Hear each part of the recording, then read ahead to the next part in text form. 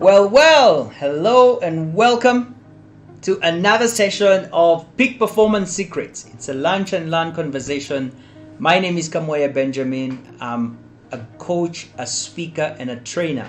I help people create more of what they want in life. And it's a peak performance conversation. That's how I identify myself in the marketplace. Now, today, we're talking about inferiority, comparison. Do you experience feelings of being not good enough? Feelings of, not being worthy, not deserving? Do you beat yourself up with your own words? Do you feel like you're less than, that you don't deserve? Do you feel that,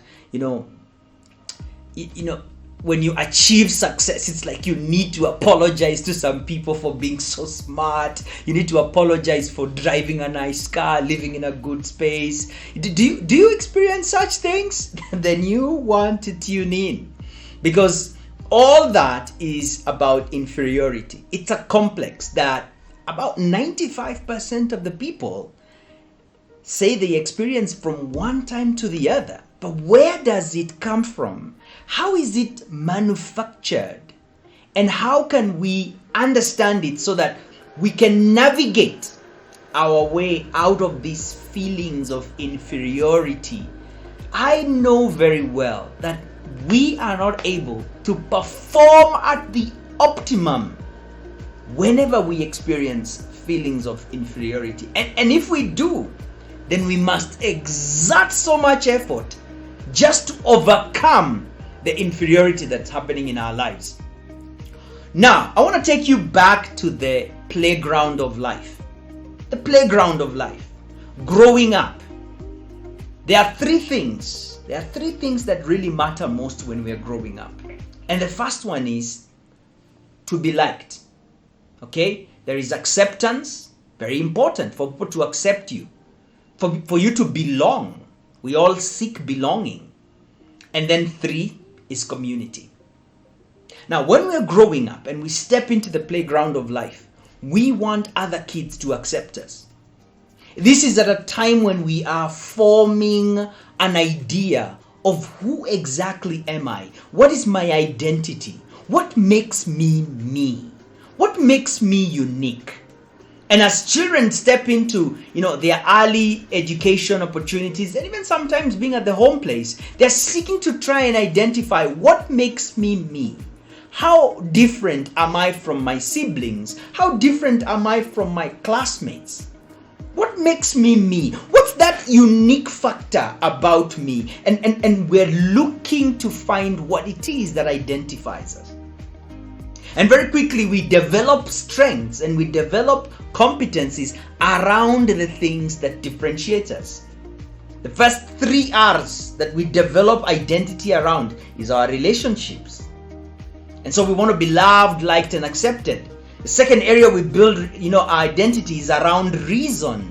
And so if you're the kid who's smart in class and you understand mathematics and you get English and you get chemistry, physics, the subjects, you're brainy, you're sharp, you're like, wait, I found my thing. I may not be good with relationships, I may not be very social, but guess what? I'm bookworm, I get the stuff done, this is what makes me me. And we build an identity structure around that. The third way is by getting results. Whatever results are required at any given time, when we get those results and we see that we're able to achieve something that other people may not be able to achieve. It might be, in sports that I'm faster than other people. It might be in, a particular activity that you're better than others. It might be that, your ability to express yourself and to communicate comes out uniquely. And so as we're growing through life, we're trying to identify ourselves. And through that process, there is a comparison game that's going on.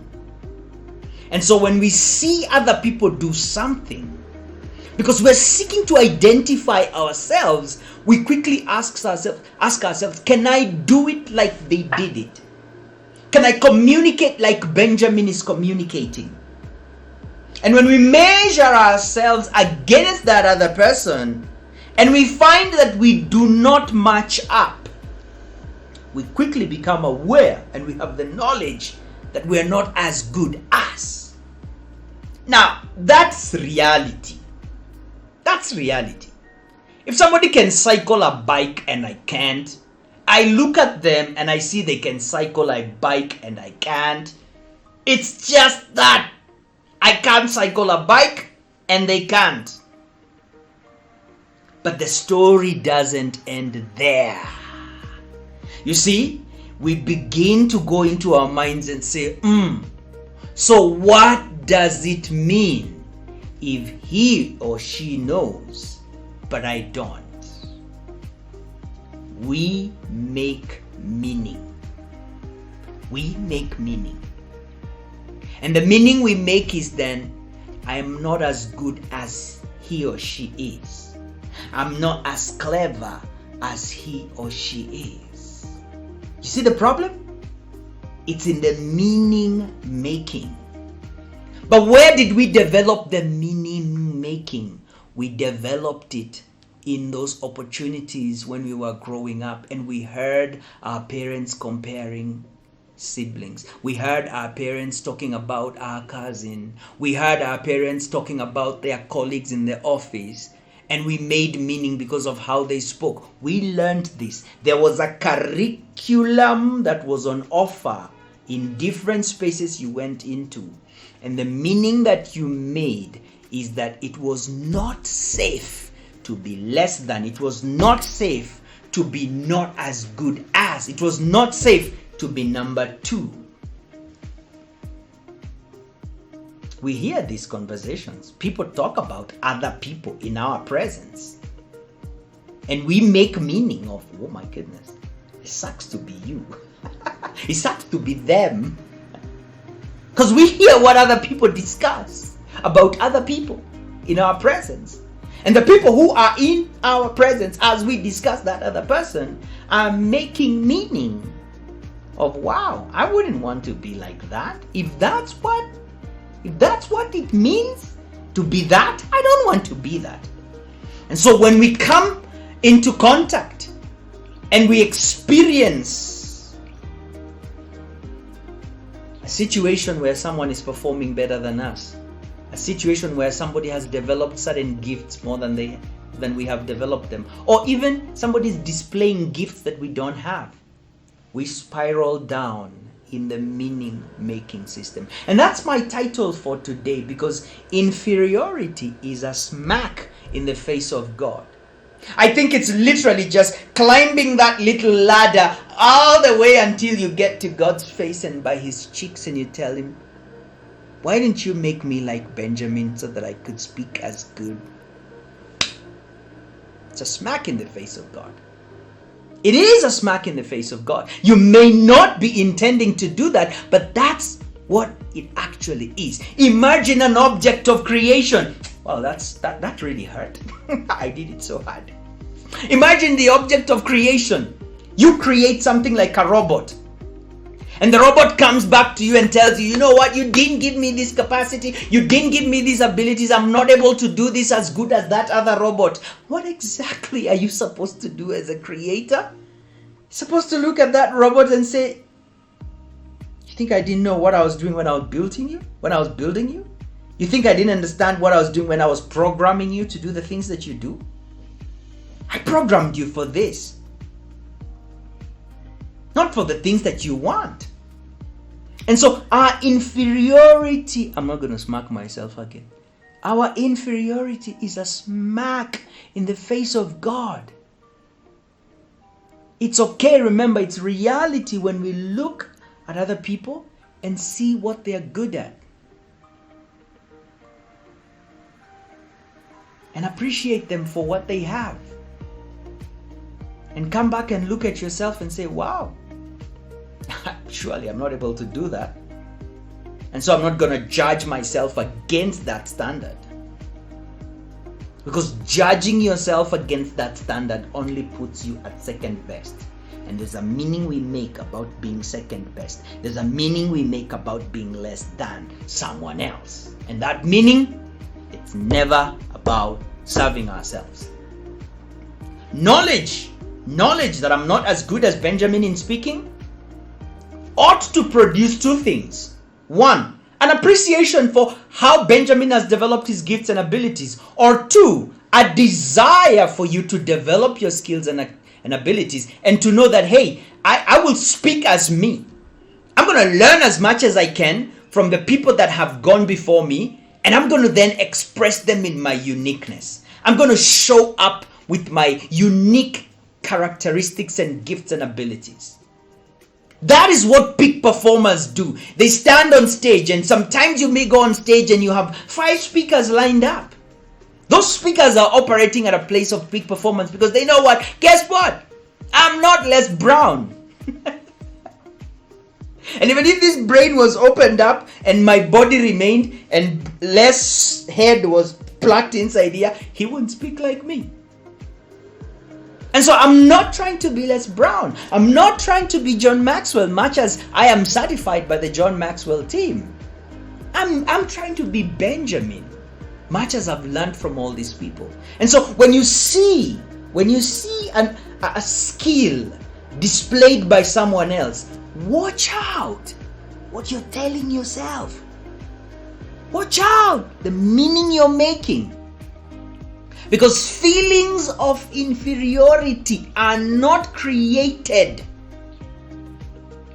by the awareness and the knowledge that we're not able to do something as good as someone else. That's knowledge. It's real. Feelings of inferiority don't come from that knowledge. They come from the meaning that we make with that knowledge. We are always making a meaning. We're meaning-making machines. This means that. This means that. This means that. If you're walking in the dark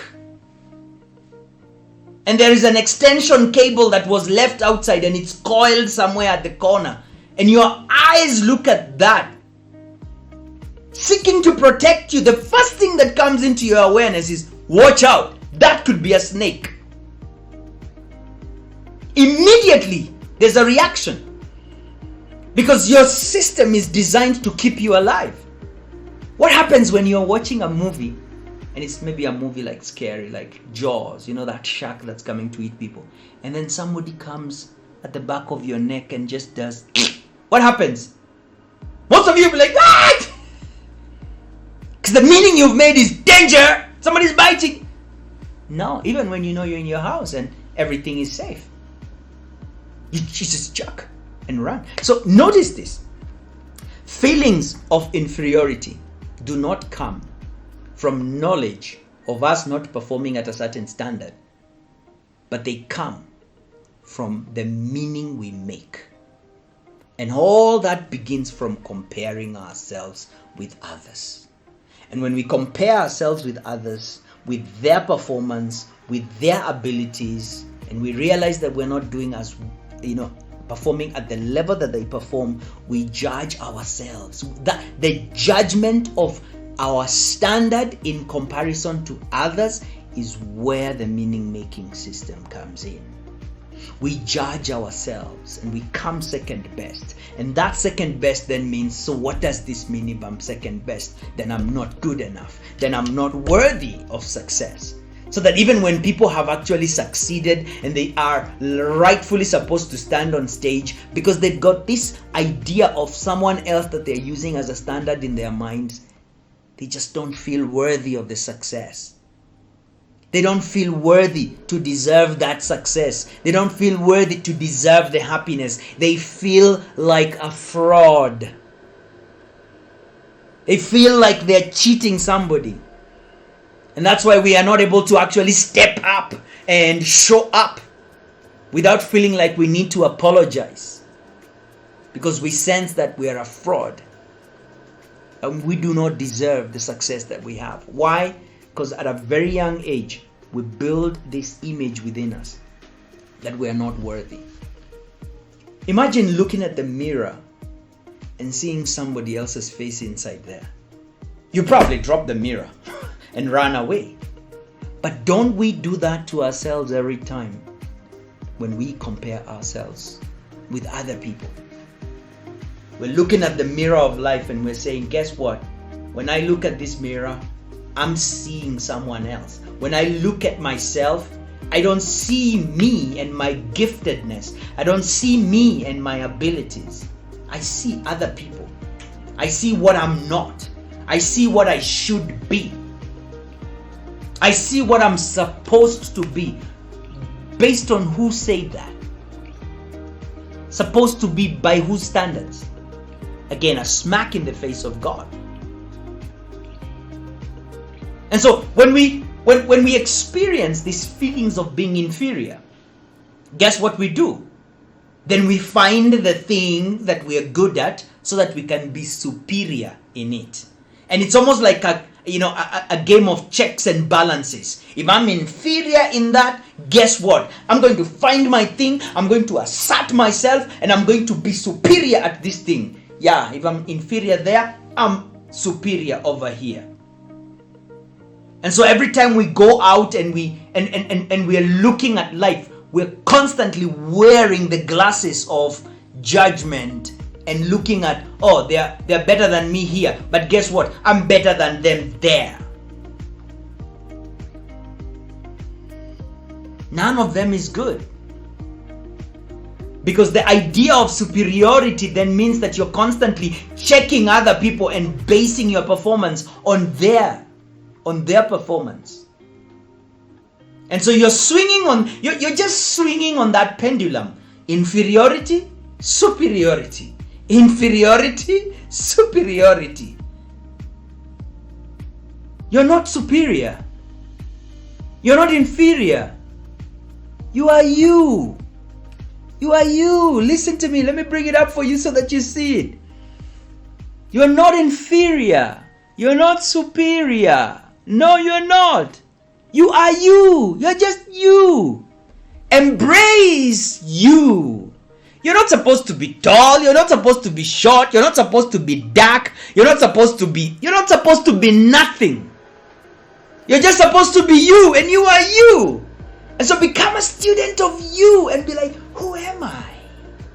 And be comfortable in your own skin. You know, no one can undermine you without your permission. No one can look down upon you without your permission. Every time someone says, oh, you're telling me that because you think, no. They didn't think, you thought. No one can undermine you without your permission. And so stop comparing yourself. Appreciate what other people can do. Celebrate what other people can do. If it's your goal to get good at that, pay the price, do the work, get good. Start liking what other people are doing. Stop hating. And social media is one of those places where people really hate a lot. I don't like him. I'm not going to give him a like. Oh, he's really doing good. What? Be free. Embrace you. If only we could do this, we'd all be so happy. We'd all be so happy. Because then we would reduce the pressure. We'd be like, yeah, I love me. I love me. I love me and the journey that I'm on. I love me and the journey that I'm going on in my growth and development journey. I just love me.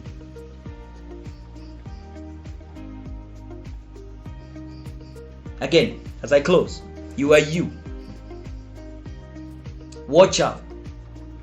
Look out for moments when you compare yourself with other people.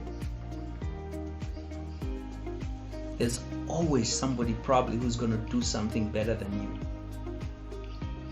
Somebody who's going to have an edge over you. And because they've developed that skill and ability, you can learn from them.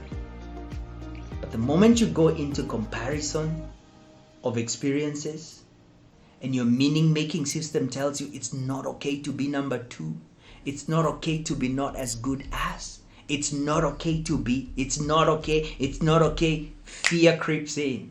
When fear creeps in, you cripple your capacity to deliver, even in things that you're really good at.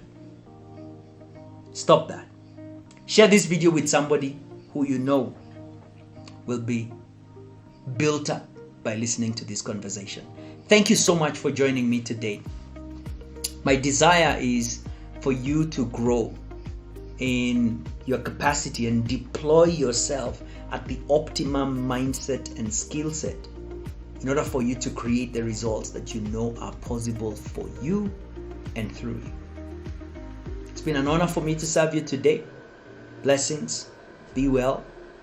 See you tomorrow, 1 p.m. East African time, every weekday for Peak Performance Secrets. Bye for now.